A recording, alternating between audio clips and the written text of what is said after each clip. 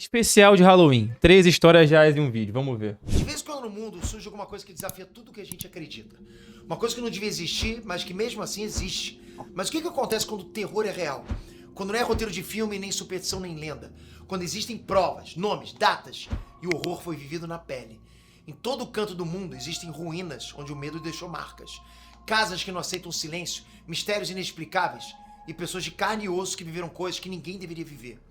O mais assustador é isso. Às vezes o medo que a gente passa vendo os filmes de terror é muito mais leve do que o medo que a gente pode ter quando descobre o que aconteceu na vida real. Pô, essa touca do nosso Ney Nerd deixou o óculos dele torto, pô. Mas a touca é maneira. Hoje você vai ouvir 3 histórias, cada uma com a natureza do medo. Histórias documentadas, julgadas, estudadas, esquecidas e depois redescobertas. A primeira é sobre um caso de canibalismo, seita e adoção Canibalismo. que até hoje ecoa nas paredes de uma casa do Nordeste do Brasil. Depois você vai até as montanhas da Rússia, no final da década de 1950. Lá, 9 jovens saíram para escalar uma montanha e nunca mais voltaram. E quando o resgate chegou, eles encontraram coisas tão bizarras que fazem qualquer um duvidar da razão, até hoje. E por fim, você vai conhecer uma mulher que foi amada por alguém que ninguém via. E sem saber por que ela virou a protegida da bruxa, mais famosa da história americana. Protegida da bruxa? Que horror, tem várias É a bruxa de Blair? Qual é a bruxa mais famosa da história americana? faces. Mas e você, tem coragem de encarar todas elas? Seja bem-vindo ao episódio especial de Halloween do canal Casos Reais. O conteúdo apresentado nesse vídeo destina-se exclusivamente a fins de entretenimento e não deve ser considerado aconselhamento jurídico em nenhuma jurisdição. Quaisquer conclusões tiradas a partir desse material são de responsabilidade do espectador individual. O autor não afirma quaisquer fatos além do que pode ser verificado por meio de pesquisa privada minuciosa ou informações prontamente disponíveis em domínio público. Tirando da reta, o nosso Ney Nerd, né? E vamos assistir. Fala pessoal, Peter aqui. Uma criança de 4 anos viu a porta da casa se abrir com violência. Eram policiais armados que entraram gritando, revirando tudo. Um deles mostra uma foto para a criança e pergunta se ela conhece a mulher da foto. E com a inocência que só uma criança tem, ela responde que sim, que aquela moça estava ali, no quintal. A menina aponta com o dedo e naquele instante o mundo parou. Porque o que estava ali, onde ela apontava, eram corpos esquartejados de 2 vítimas dos canibais de Garanhuns. Você vai conhecer uma das histórias mais perturbadoras do Brasil. A história de uma menina que foi ao mesmo tempo vítima, sobrevivente e heroína. Essa é a história de Emanuele. Caralho! Para entender até onde o ser humano pode ir, a gente precisa encarar o que existe mais sombrio, a falta de limite para a maldade. Essa é a história dos canibais de Garanhuns, um trio que chocou o país em 2012 com assassinatos rituais, uma seita inventada por eles, golpes e canibalismo. Mas o que quase ninguém sabe é que no centro de tudo estava uma criança, uma menina que viveu o inferno de perto por anos e sobreviveu. A história começa na cidade de Olinda, no ano de 2008. Nessa época, uma adolescente de 17 anos andava pelas ruas com uma bebê nos braços. O nome dela era Jéssica Camila da Silva Pereira. Ela era rebelde, fugia das regras, não queria saber da escola. Mas, acima de tudo, ela era uma mãe. Jéssica tinha nos olhos o cansaço de quem já viveu demais, né? Mesmo com pouca idade. E nos braços uma menina de 2 anos com um nome desconhecido. Mas aqui a gente já vai usar o nome que ela ia ter, ok? Emanuele. Por mais rebelde que a Jéssica fosse com a família, ela tinha algo inegociável na vida. A filha dela. Jéssica não se separava da bebê, mesmo que estivesse perambulando pela rua, pedindo esmolas, dormindo numa casa abandonada ou pedindo comida nas esquinas. As duas viviam na base de ajuda, né? E eram um tipo de pessoas invisíveis numa cidade turística. Talvez fosse melhor que ninguém reparasse nelas, mas alguém reparou. E foi aí que o destino das duas, uma mãe adolescente, uma criança de colo, foi selado para sempre. Num dia qualquer, um casal se aproximou. Um homem e uma mulher bem vestidos, simpáticos, Puta que gentis. pariu. Ele dizia ser professor de educação física e ela falava com doçura, prometendo uma vida nova. Eles contaram para Jéssica que estavam procurando uma moça para ajudar em casa e viram nela uma possibilidade de ajudar ao mesmo tempo que seriam ajudados. O convite parecia bom demais para ser verdade. Um emprego, né, com moradia garantida e poder levar a bebê, a Emanuele, para morar junto. Para Emanuele, que só tinha 2 anos de vida, né, seria uma chance de ter um futuro mais seguro. Comer melhor, dormir quentinha numa casa e continuar agarrada com a mãe. É tudo que um bebê pode querer. Para Jéssica aquilo parecia um milagre, né, uma chance de um recomeço. Mas era o começo do fim. A casa era simples e ficava num bairro da periferia de Olinda. Mas já no começo as coisas eram estranhas. A Emanuele ainda era muito pequena para entender na época, mas lá dentro daquela casa vivia um trisal. Jorge, Isabel, a esposa dele, né? E a Bruna, amante do Jorge. Caralho! Emanuele, que estava acostumada a ter só a mãe, agora tinha mais 3 adultos por ela. Jorge era carismático, à noite, quando voltava do trabalho, ele tocava violão, falava de filosofia e religião, escrevia, fazia doces, dava sempre atenção para Emanuele. Jorge sempre quis ser pai, mas era estéril. Então a presença da Emanuele na casa era quase a realização de um sonho. Isabel, a esposa, e Bruna, a amante, eram mais quietas e reservadas, mas tratavam a Emanuele bem. Nos primeiros dias parecia tudo ok. Jéssica cuidava da casa e da Emanuele, enquanto Isabel fazia salgados para vender. Jorge dava aulas de educação física e voltava à noite, né? Feliz em ver Emanuele alegrando a casa. Mas aos poucos o clima mudou. Bruna e Isabel tratavam Jéssica com desprezo. Enquanto isso, Jorge falava em revelações de Deus e em pessoas impuras. Então, o silêncio. Certa noite, Emanuele acordou com barulhos, gritos abafados, móveis caindo. Ela viu luzes acesas na cozinha, ouviu um som metálico e depois, silêncio. Na manhã seguinte, a mãe dela já não estava mais lá. Ela era pequena para entender o que estava acontecendo. No coração da criança, ela só conseguiu sentir saudade pela mãe, que sumiu e nunca mais apareceu. Mas os dias foram passando normalmente para os adultos. Jorge, Isabel e Bruna passaram a cuidar da Emanuele. Mas nessa nova família, qualquer coisa aparentemente comum era, na verdade, um prato de comida. Emanuele demorou anos para entender o que tinha acontecido naquela noite que a mãe dela sumiu. Na verdade, a mãe dela não tinha ido embora. Jéssica foi assassinada dentro daquela casa, escondida, enterrada no quintal. Meu Jesus Cristo do céu. Mas não foram todas as partes enterradas. Algumas partes do corpo dela foram cuidadosamente retiradas e viraram comida. Uma carne que foi servida, inclusive, para bebê, filha da vítima. Que? Não. Essa carne para a criança, Vitória, para comer. Foi. A Emanuele, sem saber, foi alimentada com carne da própria mãe. Aparentemente, tudo isso começou como uma seita inventada pelo próprio Jorge, chamada o Cartel. Jorge dizia ter iluminações divinas. Ele pregava a purificação do mundo e a redução da população. Segundo Jorge, eles deveriam eliminar mulheres impuras que tivessem muitos filhos e não contribuíssem com a sociedade. Porra, e a mãe meu. da Emanuele foi a primeira vítima. Caralho, filho, que é isso, mano? Pô, esse é o tipo de coisa que você escuta essa história, você não acredita, e juro, mano, eu acho que eu me torno uma pessoa pior, mano, porque eu não consigo externar o que eu desejo pra essas pessoas aqui envolvidas nessa história. Não consigo externar. Acho que eu não consigo imaginar o que eu desejo de sofrimento pra cada uma delas, tá ligado? Eu não consigo externar, tipo assim, eu acho que eu não consigo colocar em palavras o tanto de ódio que me dá. A mãe da Emanuele foi o ritual de iniciação do trisal, e comer a carne dela também era parte disso. Dias depois, Jorge foi até o cartório e registrou a menina como filha dele. O nome anterior da garota, até hoje ninguém sabe, mas foi a partir daí que ela passou a se chamar Emanuele Vitória Pereira Negromonte. O nome Emanuele foi escolhido por Jorge e ele passou a ter o sobrenome dele e o registro dele como pai biológico dela. Já a Bruna, amante do Jorge, assumiu a identidade da mãe morta e passou a usar o nome e os documentos da Jéssica. E assim Emanuele era oficialmente a filha dos canibais. A partir dali, Caralho, o passado da bicho. menina foi apagado. Ela cresceu acreditando, né, que Jorge era o pai dela e que a Bruna era a mãe dela. A Emanuele era só uma criança, mas lembrava de coisas estranhas. Ela não entendia, mas até hoje conta que tudo que era normal dentro daquela casa, lá no fundo parecia que não era certo. O cartel, né, a carne purificada, o pai que tinha 2 mulheres em casa, ela foi ensinada que tudo aquilo ali estava certo. Mas no fundo, nada estava certo. Não demorou muito e eles trocaram de cidade. De Olinda, a família se mudou para Garanhuns. Cidade nova, casa nova, tudo novo. Mas nada parecia realmente diferente. A família seguia a vida normalmente. Jorge dava aulas, Isabel vendia salgados pela cidade e Bruno cuidava da menina e da casa. Para todo mundo eles eram uma família comum, mas por trás da porta era um inferno. Nas noites em casa aconteciam conversas sobre a seita. A Emanuele não entendia, mas lá dentro ela sentia. Tinha muita coisa errada ali. E um medo genuíno morava dentro dela. 4 anos se passaram quando uma mulher desapareceu na cidade. O nome dela era Gisele Helena da Silva. Ninguém poderia imaginar que as vidas dela e da Emanuele iam se cruzar numa trama de horror.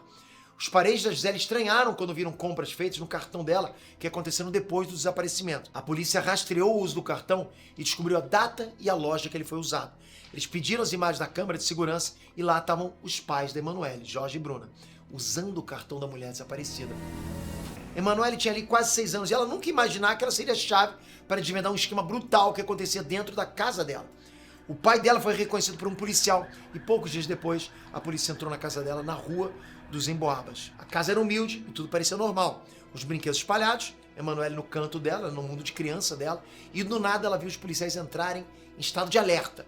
Um dos policiais se abaixou, mostrou uma foto para ela e perguntou: "Você já viu essa moça?" A moça tinha estado ali uns dias antes e assim como a mãe dela, a moça também sumiu depois de uma noite estranha e movimentada em casa. Então ela respondeu sem hesitar: "Vi sim, ela morava aqui, tá ali no quintal." Meu O Deus do policial ficou sem céu. reação. A escavação começou. Pouco tempo depois, os corpos da Gisele e da outra mulher, Alexandra Falcão, foram encontrados enterrados no quintal, esquartejados e faltando pedaços de carne. O pesadelo tinha sido revelado e foi a criança, né, a filha inocente dos canibais, quem revelou tudo. Imediatamente a polícia levou a Emanuele para a delegacia. Hoje ela lembra só de flash desse dia, né? Ela é muito pequenininha. Ela lembra que ficou muitas horas lá sentada numa cadeira sem entender nada do que estava acontecendo. As pessoas olhavam para ela com um olhar de horror e pena ao mesmo tempo. Pô, e a cabeça dessa criança depois disso, mano? Tá ligado? E a cabeça dessa criança depois disso, como é que fica? Quando ela começar a assimilar as coisas, quando começarem a contar pra ela o que ela viveu. Pô, você é louco, filho. Todos estavam incrédulos com alguma coisa que ela não entendia. E ela mal sabia que o assunto tinha a ver com ela, né? Com a vida que ela levou até ali. Depois de um tempo, ela viu o Jorge sendo algemado. Ele se aproximou e deu um beijo na testa dela. Foi o último gesto de carinho do homem que assassinou a mãe dela. Mas isso ela só ia saber depois. Da delegacia, depois daquelas horas intermináveis, sem entender direito, Emanuele foi levada para um abrigo. De repente, mais uma vez, a vida dela tinha mudado por completo. De um minuto para o outro, ela não morava mais naquela casa e a família que ela conhecia foi desfeita. Ela passou meses nesse abrigo até que a justiça pediu um exame de DNA para comparar os genes dela com o pai e o irmão da Jéssica. Aí ficou provado o parentesco. Mesmo registrada como filha biológica do Jorge, né? Depois da comprovação do DNA, ela foi levada para morar com a tia-avó. Emanuele saiu do abrigo e foi acolhida pela família da mãe verdadeira dela. Parecia o fim de um tempo terrível, mas ainda não acabou. Na casa da tia-avó, Emanuele não foi poupada de nenhum detalhe. Ninguém protegeu aquela criança da própria história. Foi lá entre os parentes da mãe biológica, que ela soube de tudo. Puta que pariu. Com 6 anos, sempre que passava alguma reportagem na TV, eles chamavam ela pra ver ou contavam pra ela depois. A cada notícia do processo de julgamento dos canibais de Garanhuns, Emanuele era atualizada sobre a própria história, mesmo sem ter maturidade pra entender as coisas. Na escola, as outras crianças chamavam ela de filha de canibais, assassina, monstro. As crianças perguntavam se ela gostava do gosto da carne humana. A crueldade nunca deixou de rondar a vida da Emanuele. Puta, e criança é cruel pra caralho, não tem jeito, né, mano? Criança nessa fase de crescimento ali, colégio e tal, meu irmão, fala qualquer coisa pra deixar a outra mal. Qualquer coisa, não tem filtro. Criança não tem filtro, velho. E assim os anos foram se passando, sofrendo bullying na família, na escola, pelas ruas. Emanuele foi crescendo, se sentindo culpada por coisas que ela não escolheu fazer. Aos 12 anos ela ganhou um celular e, como todo adolescente, ela foi para as redes sociais. E essa é a prova de que, às vezes, o destino é cruel e implacável. No meio lá dos vídeos divertidos, o feed dela, né, como se tivesse sido guiada pelo destino, mostrou para ela coisas que fizeram cair a ficha sobre tudo que ela viveu. Ela viu pessoas dando depoimento sobre abuso, viu reportagens que falavam dos canibais de Garanhuns e até mesmo uma reportagem antiga. Uma entrevista que ela tinha dado aos 4 anos. Uma entrevista que ela nem se lembrava que tinha acontecido. Às vezes, cara, no meio dos traumas, a cabeça apaga as lembranças. Mas o feed da Emanuela fez tudo vir à tona, né? E ela entendeu tudo. Entendeu que o carinho do papai com ela no quartinho do quintal não era carinho. Entendeu que o papai e a mamãe eram, na verdade, os assassinos da mãe verdadeira dela. Emanuele já tinha sido quebrada muitas vezes, né? Se quebrou mais uma vez. Com toda aquela informação, ela realmente sentiu como se fosse um monstro que as pessoas diziam que ela era. Em 2018, o caso explodiu de novo na mídia. O julgamento do Jorge, Bruno e Isabel começou e cada depoimento parecia cena de filme de terror. E como sempre, Emanuele foi exposta a tudo. Jorge admitiu que os crimes foram planejados. Ele falou... Essa filha da puta tá rindo, mané? Essa assassina tá rindo, é O isso? julgamento do Jorge, Bruno e Isabel começou e cada depoimento parecia cena de filme de terror. E como sempre, Emanuele foi exposta a tudo. Jorge admitiu que os crimes foram planejados. Ele falou da seita do cartel, das ideias de purificação e controle populacional e dos rituais canibais que tinham que ser feitos com 3 mulheres por ano. Ele disse que escolhia as vítimas entre mulheres pobres e com filhos, porque as que produziam filhos demais deviam ser impedidas. Isabel confessou ter participado da ocupação dos corpos e de comer carne humana, e que inclusive usava essa carne para rechear empadinhas e coxinhas que ela vendia pela cidade. Pelo amor de... Isabel até apontou clientes que comiam os próprios quitutes dela, e falou de forma natural que se ela comeu carne humana, eles também a tinham comido.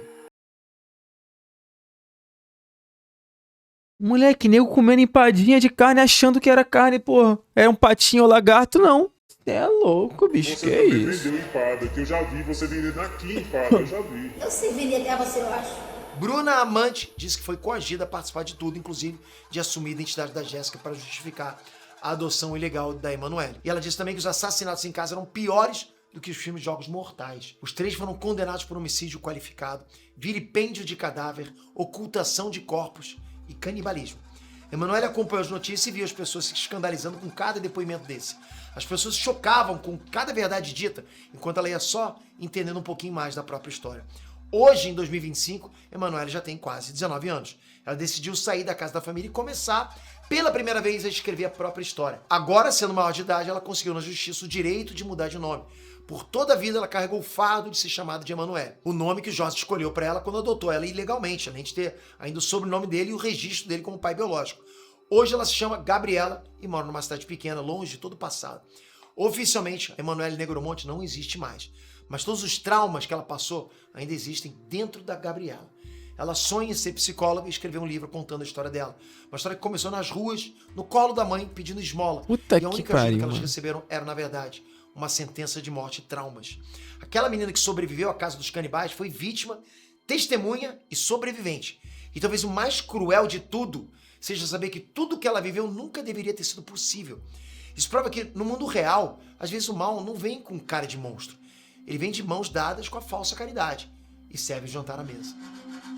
Isso que é uma pica, mané. Isso que é uma pica. Às vezes o mal vem fantasiado de coisa boa, moleque. Isso que é foda, mano. Minha ex? Não, que isso, cara. Tema sensível aqui, cara. Porra de tua ex, cara. Agora a gente vai voltar no passado e viajar para a União Soviética. O inferno lá é sempre... Outra história, hein? Essa primeira já foi isso. Imagina o que vem pela frente. Porque se o Ney Nerd roteirizou legal esse vídeo, ele vai guardar a história mais sinistra pro final, né? Essa aqui é só a história de entrada. Extremo, né? Com aquele tipo de frio que não pede licença. Ele atravessa. E foi num dia assim, em fevereiro de 1959, que o telefone tocou. Lev Ivanov não sabia, mas aquele toque ia dividir a vida dele em duas metades. Antes da montanha e depois dela. Essa é a história dele, do homem que a montanha escolheu. Era uma manhã de inverno, quando Lev Ivanov recebeu uma ligação convocando ele para uma busca nas montanhas. O relógio do gabinete marcava cedo demais para qualquer emergência comum. Mesmo assim, a voz que veio do outro lado da linha soou sem hesitação, como quem já decidiu o rumo de outra vida. Os nomes foram ditos como se fosse uma lista prática. 9 jovens do Instituto Politécnico, todos montanhistas experientes, na faixa ali dos 20 e poucos anos, sumidos no norte, sem contato. Existia um prazo para o retorno deles. E há mais de 4 dias de atraso e sem nenhuma comunicação, os chefes do partido queriam respostas. A ligação terminou com instruções secas e um clima de pressa. E ele, como sempre, obedeceu sem questionar. Mas dessa vez alguma coisa parecia diferente. Talvez em algum lugar dentro dele, ele já soubesse que nesse dia a vida dele ia atravessar uma fronteira. E depois daquilo nada ia ser como antes. Lev era promotor criminalista do Ministério Público Regional de Sverdlovsk, na União Soviética. O trabalho dele era ajudar a investigar os casos mais complexos da região. Imediatamente ele vestiu o casaco com a mesma disciplina com que, durante anos, ele vestiu a função pública. Lev era um homem de métodos, conhecido pela precisão com que ele atravessava casos difíceis, né? Por encontrar lógica onde os outros só viam caos. E ainda assim, quando recebia as últimas orientações no gabinete, ele sentiu que algo ali estava fora do lugar. De alguma forma, mesmo sendo um homem da razão, a intuição dele queria dizer alguma coisa, sabe? Deram botas novas pra ele, gorro, um casaco de pele de carneiro e meia hora pra ele estar a bordo do avião que levaria ele até Ivdel. Nessa hora ele sentiu como se tivesse acelerado o corpo dele, como quem empurra uma peça de xadrez pro centro do tabuleiro. Quando o helicóptero finalmente deixou ele no deserto branco, ele sentiu de novo aquele medo. Não medo de morrer congelado, sabe? Não medo de falhar na investigação, mas o medo de que aquilo que ele chamava de razão não tivesse a menor utilidade ali. A neve parecia ter apagado as linhas do mundo. Nos pés da montanha não tinham árvore suficiente para criar uma sombra que aliviasse os olhos, sabe? E o vento cortava a pele. Ah, esse é aquele que falaram que a mulher saiu 3 caras pelados, não sei das quantas, é isso? Valeu. Vamos ver de novo. Sustenta aí todo mundo. Bom, ali já estavam alguns investigadores e alguns guias Mansi. Eles eram parte do povo nativo da região. E de cara, o Lev percebeu que eles olhavam a montanha com a sabedoria silenciosa de quem sabe mais do que diz. Depois ele soube que os Mansi tinham um nome diferente dos russos para aquela montanha. Na tradução da língua deles, ela era a Montanha dos Mortos. A lenda deles dizia que aquela montanha era habitada pelos espíritos dos xamãs, e eles não eram nada amigáveis. Os espíritos ali... Inclusive, mais informações aqui do que a gente viu no Planeta Novo, tá? Mais informações. ali puniam com a morte qualquer um que ousasse pisar no território deles.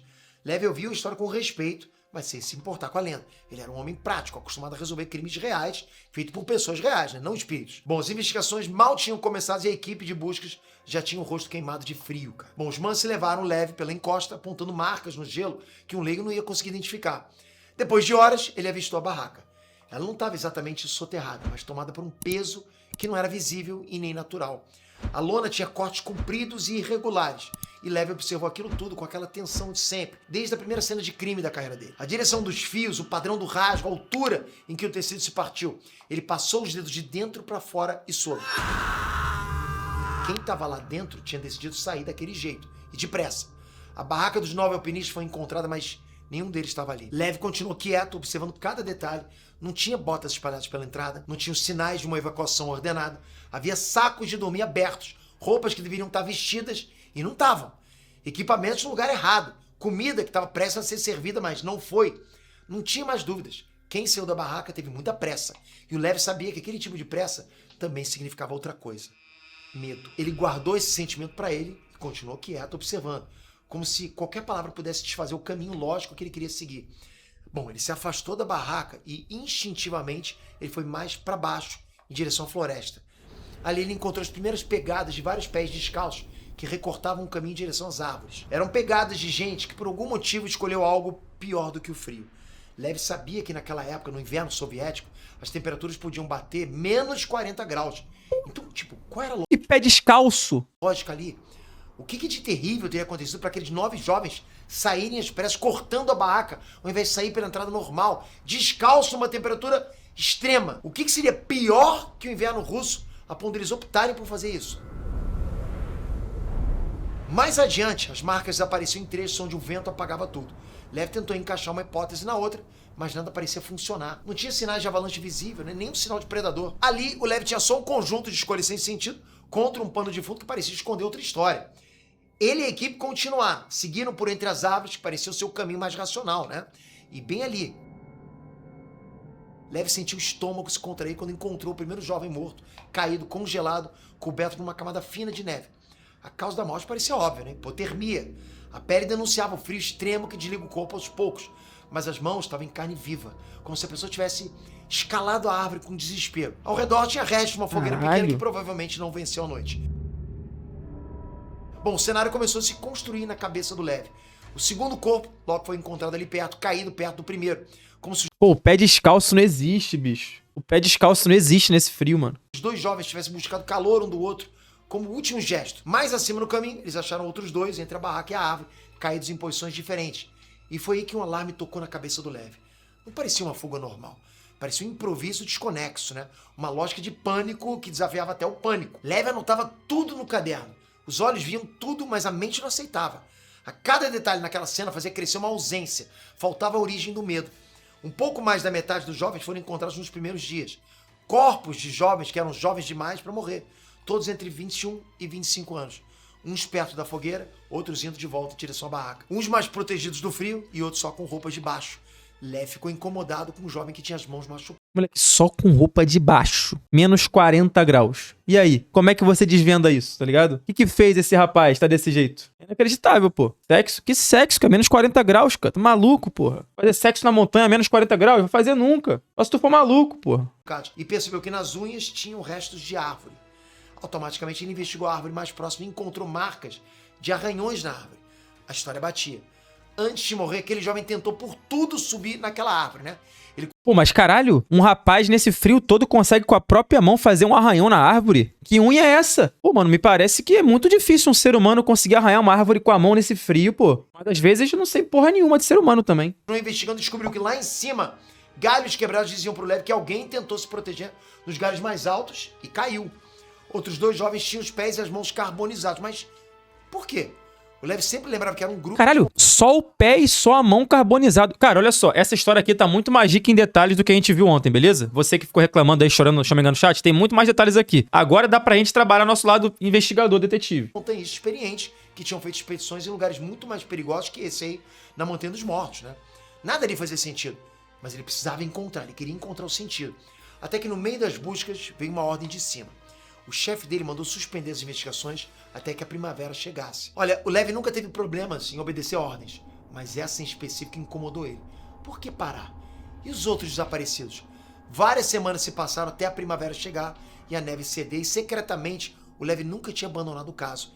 E mesmo investigando outras coisas, ele sempre tinha um espaço na mente dele que ainda ficava procurando sentido na história dos 9 montanhistas. Quando finalmente veio a autorização para voltar à montanha, Levi não esperou nem um segundo. Era como se o mistério da montanha estivesse lá chamando por ele todo esse tempo. Com menos Levi, não demorou muito para encontrar os outros jovens. Eles estavam soterrados a pouco mais de 100 metros dos outros, numa espécie de abrigo que eles mesmos cavaram na neve. Mas, de novo, alguma coisa não fazia lógica, ok? Ali, os ferimentos deixavam de ser simples marcas da natureza, como, por exemplo, gelo, fogo e árvore. Quase todos os corpos ali tinham traumas internos, como se eles tivessem sofrido o mesmo impacto de um acidente de carro. Mas a pele por fora não demonstrava nada. Levi procurou, mas Aí pode ser o caso da avalanche, não? Ou não também, acho que não sei lá. assim, nenhum deles tinha alguma marca de golpe que poderia ter gerado isso dentro deles. Outro deles tinha o crânio esmagado. Uma das moças estava sem língua e sem olhos. Eles tinham Isso aí não existe. Não existe a avalanche cortar a língua e o olho da moça, pô, por exemplo. Isso não existe, desculpa, não existe. queimaduras em algumas partes da pele, mas não tinha nada ali que mostrasse qual era a fonte de calor que causou isso. Tudo era estranho demais. Os corpos iam sendo recolhidos e levados para autópsia. Enquanto isso, Levi se recusava a deixar a montanha. Ele acampou ali por semanas tentando achar pistas capazes de recriar a história. Maluco que eu acampo nessa montanha? Nem fudendo. Cara corajoso esse Levi aí, esse investigador. Puta que pariu. Acampar nessa montanha que 9 perderam a vida desse jeito, não acampava nunca. Até que ele recebeu um comunicado. O governo pediu exames de radiação nos corpos. E o resultado trazia muito mais perguntas do que respostas. As roupas dos jovens tinham níveis altos de radiação. Levi olhou para a montanha como se ela pudesse olhar para ele de volta, sabe? O que aquela montanha tinha visto que ele não viu? Nenhuma dessas peças se encaixava naquele quebra-cabeça. Levi olhava para os relatórios médicos, para as fotografias dos corpos, para as anotações do médico forense, para os diários dele. E nada.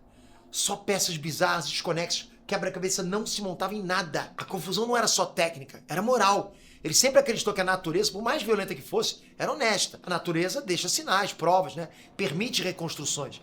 Mas ali, os sinais pareciam dizer várias histórias ao mesmo tempo. E nenhuma história estava inteira.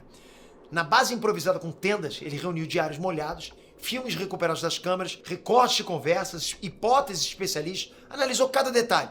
Mas o fio principal dessa trama não tinha aparecido. Ainda. Com o tempo, os investigadores entrevistaram os habitantes da região. Tanto os nativos que moravam ali, quanto os russos que trabalhavam naquela área, diziam a mesma coisa. Naquela noite de inverno, eles viram bolas de fogo no céu. Luzes que dançavam no breu da noite sem som. Em 1959 ainda era o auge da Guerra Fria, e por isso alguns colegas do Levi sentiam que tinham achado a resposta. Os jovens devem ter sido atingidos por mísseis. Algum teste secreto do governo pode ter acontecido, e eles podiam estar no lugar errado na hora errada. Mas isso ainda não era uma resposta para o Levi. Lá no fundo, cara, distante de toda essa lógica aí, ele sabia que essa não era a conclusão certa. Não existiam restos de mísseis no deserto de neve, nem na floresta. Os corpos mortos de pô, se fosse uma bomba ou um míssil, ia ter resto de alguma porra ali pra eles conseguirem averiguar, né? As estranhas diferentes uma das outras também não cabiam nesse contexto. E a radiação? A investigação parecia um labirinto sem fim, mas o que veio depois complicou ainda mais as coisas pro Levi. Veio uma ordem do governo para encerrar as investigações e obrigando ele a entregar um relatório limpo, o mais simples possível, que conformasse as famílias que esperavam por respostas. Isso, cara, roía o Levi por dentro, entende? Mas ele era, acima de tudo, disciplinado e fiel ao governo. Quando ele finalmente entregou a primeira versão do relatório, ele estava sentindo por dentro todo aquele peso do que ele não podia escrever. A versão trouxe morte por força natural, combinação de frio, vento e decisões fatais tomadas na pior hora. A cidade pôde chorar seus mortos e seguir adiante confortado por uma explicação que parecia respeitar o bom senso. Mas Levi não descansou. De volta à cidade, ele continuou mergulhado na história, como se algo maior tivesse eleito ele para desvendar um mistério que só a montanha presenciou. Bom, a partir daí, Levi entrou em conflito interno. De um lado, a lealdade ao governo e a disciplina. Do outro, a inquietação com o mistério da montanha. E no meio desse conflito, ele finalmente reescreveu os pedaços que faltavam nessa história. Mas ele guardou tudo para ele.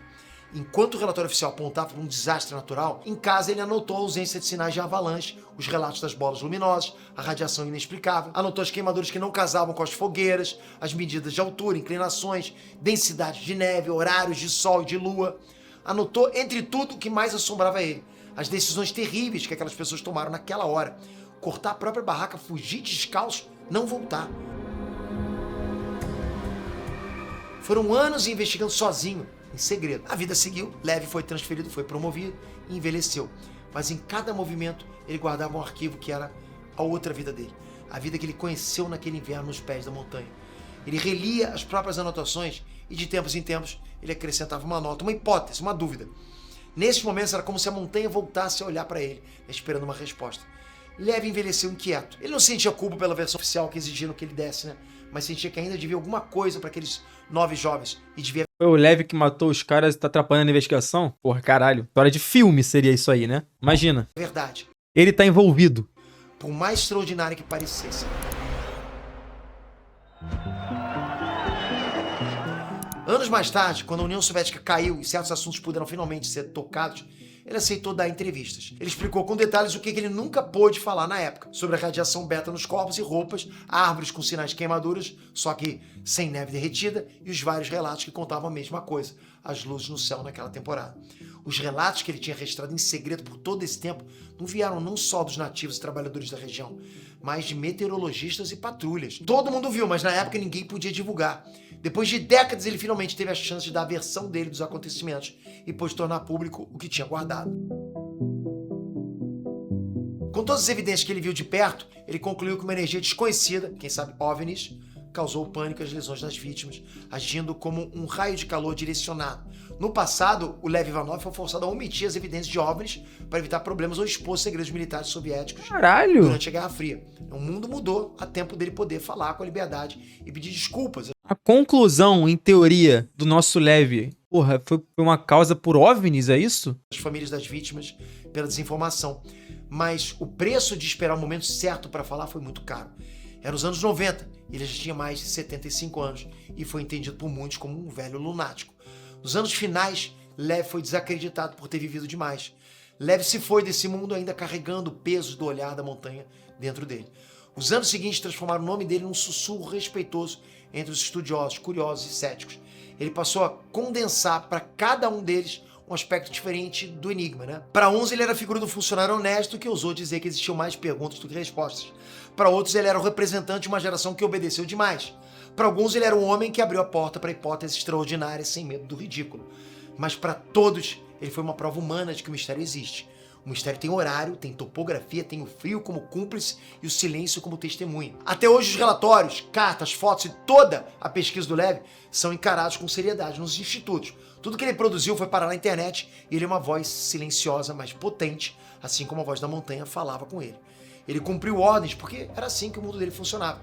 Mas ele recordava sempre o início de tudo, a primeira sensação, né, diante da barraca rasgada no pé da montanha, com aquela certeza de que os corpos contam a história independentemente das intenções dos vivos. Mas ele entendeu que há casos que se resolvem e há casos que se contam. E esse caso aqui pertence ao segundo tipo. Contar com cuidado é a única justiça possível quando as provas vão além.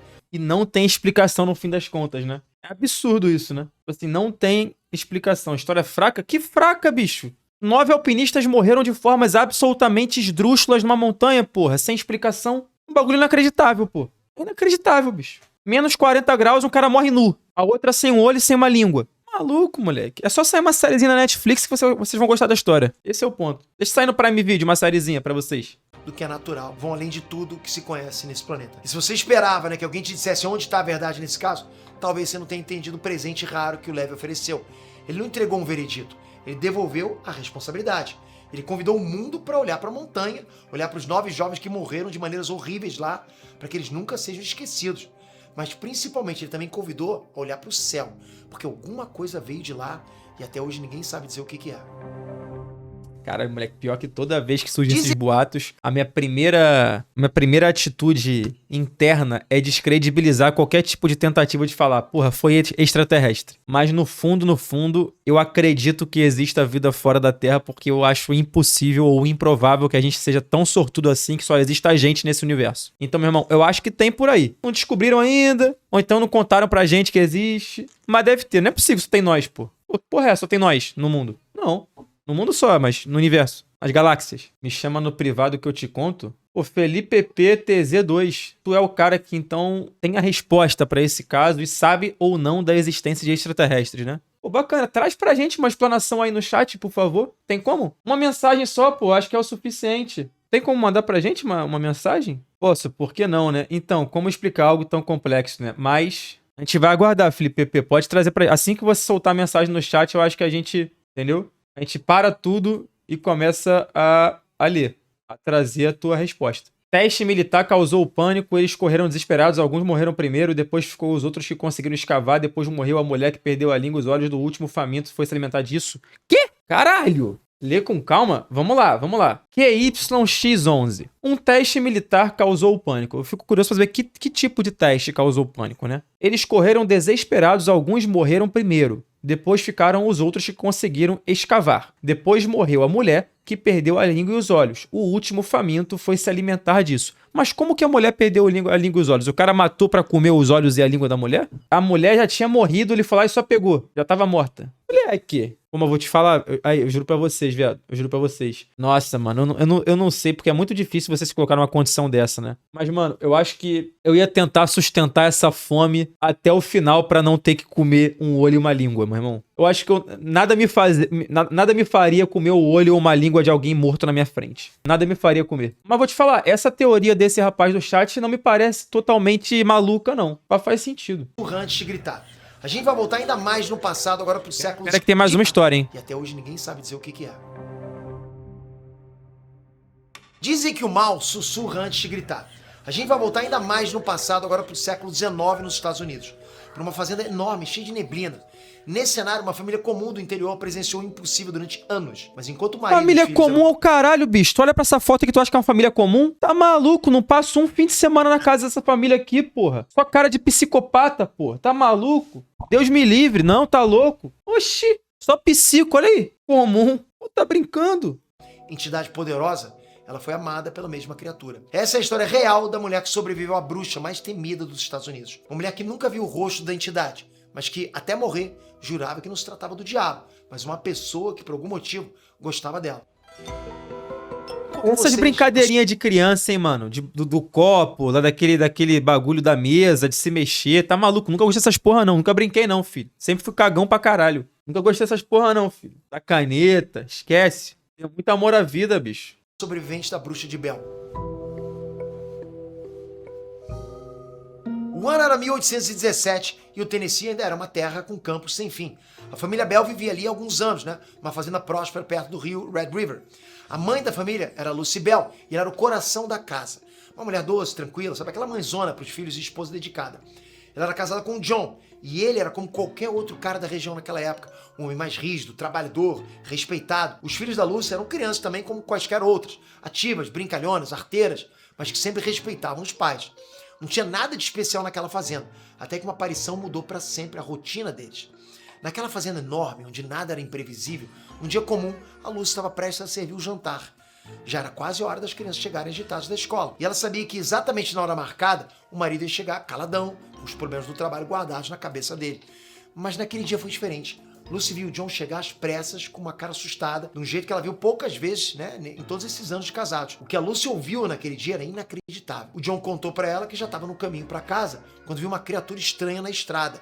Era como se fosse um cachorro com cabeça de coelho. Ele disse que se assustou com a criatura e, sem esperar nada, ele pegou a arma dele e atirou contra o animal estranho. Mas o pior é que quando ele atirou, a criatura não fugiu. Ela simplesmente desapareceu no ar. Ouvindo isso, a Lucy pensou por um momento que o marido estava ficando doido. Não existe nenhum animal assim. Corpo de cachorro, cabeça de coelho. Esse cara é maluco. Aí já inventou já. O animal desapareceu? Porra é essa? Não dá, né? Mas ela conhecia o John. Os olhos dele não mentiam pra ela. Ele estava apavorado demais para ter sido só uma impressão. Seja lá o que o John tinha visto, ele realmente viu. Bom, eles deixaram esse assunto pra lá durante o jantar. Mas antes de dormir, a Lucy não conseguiu esquecer a imagem daquela criatura na cabeça dela. Tipo, o que será que era aquilo, né? Mal sabia a Lucy que esse era só o primeiro de muitos fenômenos que ela ia ficar sabendo.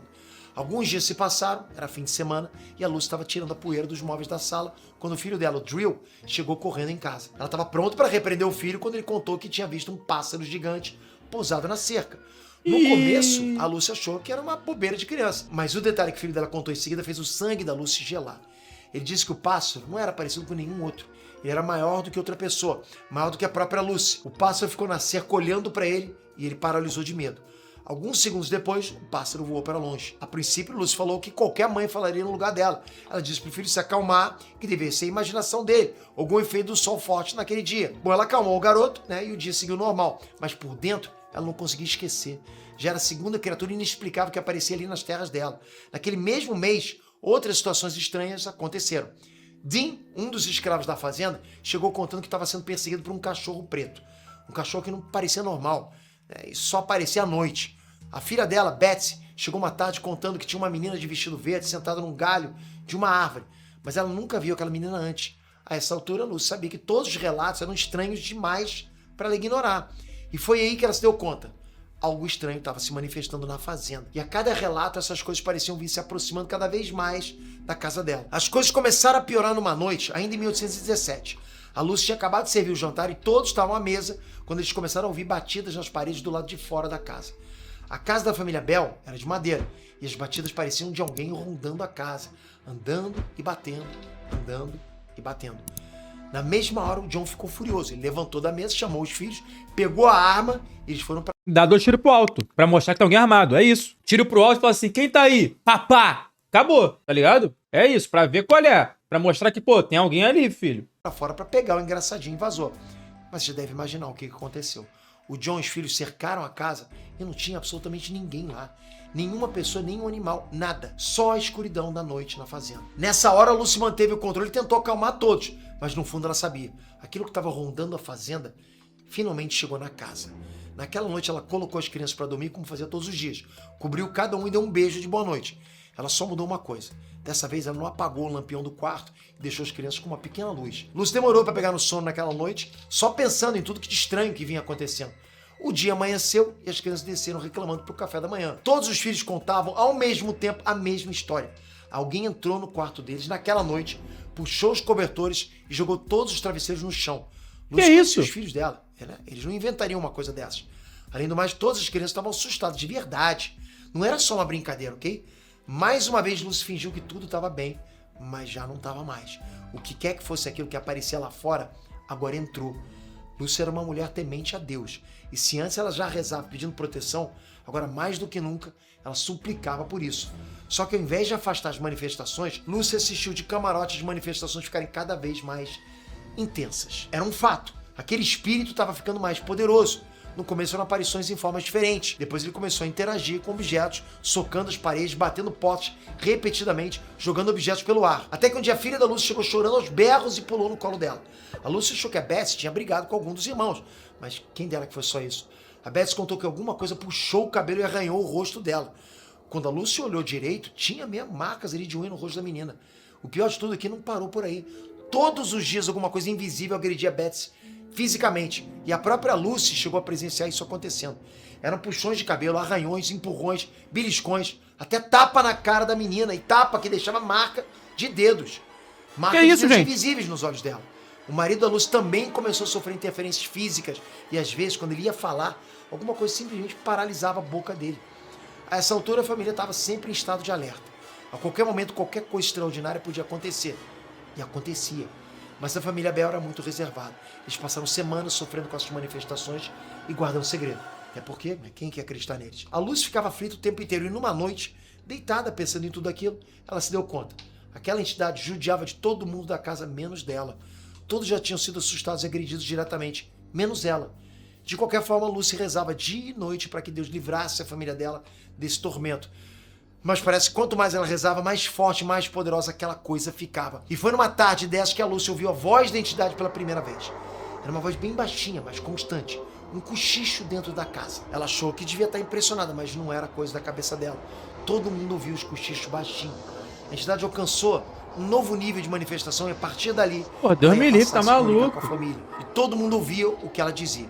Os cochichos continuaram baixinhos por uns dias e foram aumentando o volume aos poucos. E aí a Lucy entendeu o que a voz estava fazendo o tempo todo. A voz estava cantando um hino da igreja que a Lucy gostava muito. Será que aquela música era para ela? Até que chegou o ponto de se comunicar normalmente. Igual eu e você agora, né? Como a gente está fazendo aqui durante esse vídeo. Uma voz invisível e constante dentro da casa deles. A família podia perguntar coisas e ela respondia. Eles começaram a ter conversas inteiras. E com o passar dos dias, a família continuava assustada com tudo isso. Mas meio que foi se acostumando, ok? A entidade ainda aprontava, machucava as crianças, principalmente a Betsy. Ela brigava com o John, ela matou o gato deles. Mas com a Lucy o tratamento era diferente.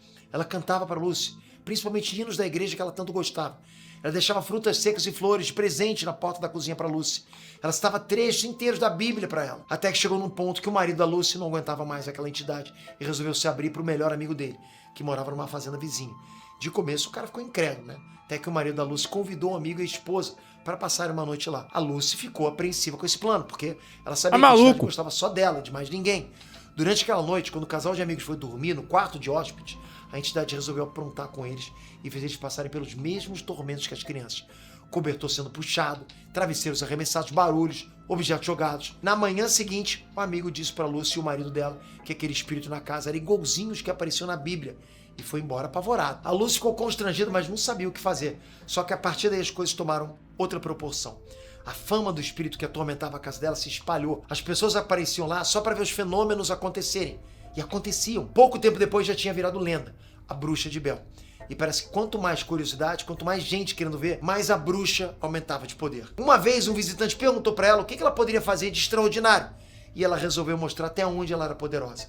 Ela começou a citar um sermão dado numa igreja da região e logo depois emendou num outro sermão que foi dado no mesmo dia, no mesmo horário da outra igreja. Ela recitou palavra por palavra dos sermões que foram dados ao mesmo tempo em igrejas de mais de 20 quilômetros de distância uma da outra. As pessoas que estiveram nas duas igrejas confirmaram tudo, sem entender como é que isso era possível. Além disso, a bruxa conhecia muito bem a Bíblia de ponta a ponta e parecia gostar de discussões religiosas. Outra diversão dela era fofocar. Ela contava coisas íntimas que aconteciam nas outras casas. E quando algum viajante ia para lá e confrontava ela, ela contava para pessoas coisas tão pessoais que não... Caralho, bruxa fofoqueira é masculacho também. Aí não. Nego pulando a cerca e sendo denunciado pela bruxa, pô. Aí é foda demais. tinha como alguém saber, a não ser um espírito ou uma bruxa. Às vezes a Lucy se pegava pensando no quanto tudo aquilo parecia irreal, seja lá o que aquela manifestação fosse, né? Ela era demais para entender. Ela era inteligente e poderosa, o que começou com pequenas aparições e sussurros, se transformou numa presença. A bruxa passou a fazer parte da casa, do dia a dia dela e da família. A bruxa não ia embora, e quanto mais ela ficava lá na casa, mais a Lucy se preocupava. A bruxa passou a implicar mais ainda com o marido dela. Ela xingava e ameaçava o John, e numa certa noite, ela disse em alto e bom tom que ia matar ele. Lucy sentiu como se o chão desaparecesse debaixo dos pés dela. Foram tantos fenômenos bizarros e poderosos nos últimos meses, que ela não tinha como duvidar de que a entidade fosse capaz de mais alguma coisa. Ela sempre fez tudo o que quis, e foi dito e feito. John teve uma morte agonizante, e Lucy estava ali, do lado dele, desesperada, até o fim. A bruxa envenenou o marido da Lucy, e no desespero, isolados na fazenda, não houve tempo para buscar ajuda. John morreu na frente da Lucy, e a partir daí ela sabia que tudo na vida dela estava nas mãos da entidade. Ali ela já tinha certeza, a bruxa não gostava de ninguém, só dela. Ela foi escolhida, ela só não entendia o porquê. Ela se lembrou que uma vez, quando a bruxa discutia com o John, ela chegou a dizer que ele não merecia a Lucy, porque a Lucy era a mulher mais perfeita que existia na Terra. Essa lembrança fez a Lucy tremer por dentro. Será que todos os outros da família estavam em risco? Será que a bruxa queria a Lucy só pra ela? Depois do enterro do John, a Lucy voltou pra casa com os filhos. Todos estavam arrasados. A casa estava em completo silêncio, até a bruxa resolver comemorar. Ela ficou horas cantando músicas festivas que homens cantavam nas tavernas durante a bebedeira. Aí não, pô. Aí virou maluquice, pô. A bruxa sem um pingo de sensibilidade, cara. O maluco morreu, tá festejando na frente dos filhos, pô. Toma no cu também. Aí não. Os anos se passaram e Lucy aprendeu a viver com a bruxa em casa. Os filhos cresceram e a bruxa continuava lá, poderosa como sempre, se manifestando da maneira que queria.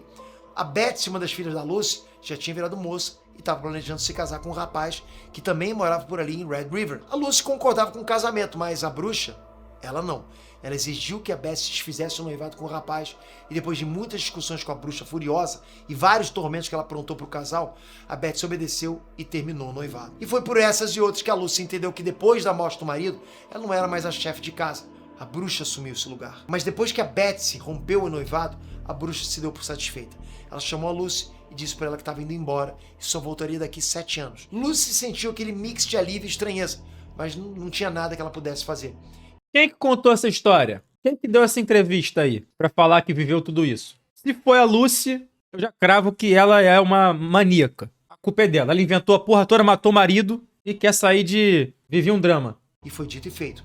Durante 7 anos, nenhum outro fenômeno aconteceu na fazenda e nem na casa da família Bell. A Lucy às vezes estranhava o silêncio, até meio que sentia falta das músicas sendo cantadas pra ela, né? Aí. As frutas deixadas presentes na porta da cozinha, ou de simplesmente ouvir a bruxa e o filho mais velho dela, o John Jr., conversando sobre o sentido da vida, os mistérios do universo e outros papos cabeça que os dois tinham na sala. Ali, Lucy experimentou... Ô, tomar no cu, cara. A bruxa matou o pai do moleque e o moleque tá conversando com a bruxa sobre o mundo, o universo. Ah, não fode, porra. Tá de sacanagem? Solidão de um jeito que ela nunca imaginou que fosse possível. Ela ficava se questionando se era certo sentir falta da entidade. Os 7 anos se passaram e a Lucy já estava envelhecida. A maioria dos filhos dela já tinham se mudado e a fazenda estava silenciosa, coberta de folhas secas. E foi numa madrugada sem lua, enquanto Lucy costurava a luz de lamparina, que ela sentiu o vento soprar dentro da casa. As cortinas se ergueram, o ar ficou frio, então ouviu alguém dizer o nome dela, Lucy. Arrepiei aqui, ela filho. soube, a bruxa voltou. A partir daí, as manifestações voltaram a acontecer dentro de casa. A bruxa passou mais 3 semanas entre eles, conversando, cantando e fazendo tudo o que ela queria fazer. Mas antes de completar 1 mês do retorno, a bruxa se despediu pela última vez. Ela prometeu que iria retornar daqui 107 anos e se manifestar para o descendente direto do filho mais velho da Lucy, o John Bell Jr. E quando a bruxa se foi de novo, Lucy viu encarando aquela solidão estranha. Ela sabia que 107 anos era tempo demais para que ela visse a bruxa de novo. E com a mesma aura de mistério que a bruxa apareceu, ela se foi de novo. Lucy Bell viveu mais 20 anos e nunca deixou a fazenda, nunca se casou de novo.